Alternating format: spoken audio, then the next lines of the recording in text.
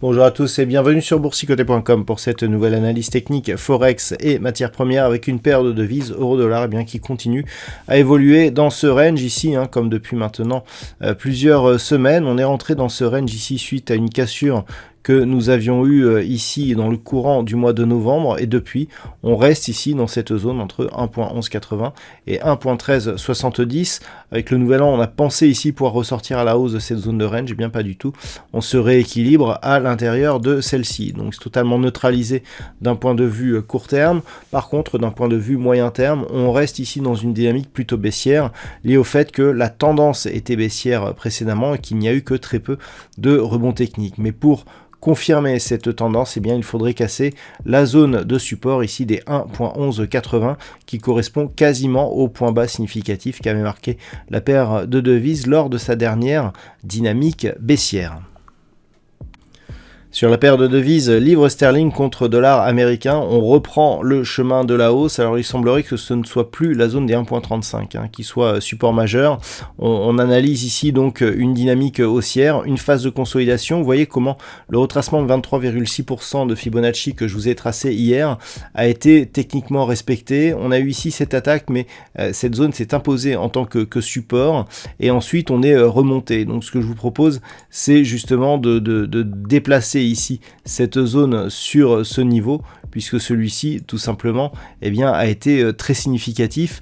Donc on revient ici et on casse légèrement le point haut qui avait été inscrit ici juste avant la fin de l'année dernière, et si cette cassure se confirme, on validera la poursuite du mouvement en direction de précédentes zones horizontales, et notamment la fameuse zone à 1.3615 sur cette paire de devises livre sterling contre dollar américain.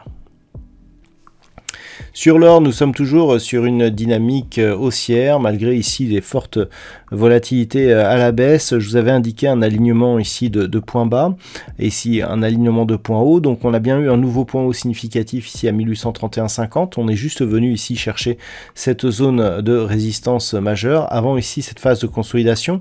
Alors, c'est un petit peu comme je vous le dis depuis maintenant quelques temps, on a une tendance qui est très très faible en termes de conviction sur l'or. On a eu ici une amplitude de cassure qui a été relativement faible. On vient ici sur un point haut légèrement plus haut que le précédent. Donc ce n'est pas très très dynamique, et le fait que l'on consolide aussi rapidement nous indique que on pourrait aussi très facilement réorienter cette tendance. Malgré tout, on reste ici sur une succession de points bas et de points hauts qui restent haussières. On a touché ici un niveau majeur avant de se replier. On ne marque pas de nouveaux points bas significatifs par rapport au précédent. Il semblerait même que l'on veuille ici remonter. Donc le test sera tout simplement, dans un premier temps, cette zone de points haut ici, qui se situait sur des niveaux proche des 1820 $ l'once. Si on parvient ici à franchir rapidement cette zone après cette phase ici de retournement très court terme, là clairement on sera dans la continuité du mouvement haussier qui devrait être confirmé par une rupture ici de la zone des 1831,50 $ l'once. Et puis enfin, on termine avec le WTI, avec aujourd'hui une intervention de l'OPEP qui a informé les marchés que sa production allait augmenter, mais un peu moins que ce qui était prévu.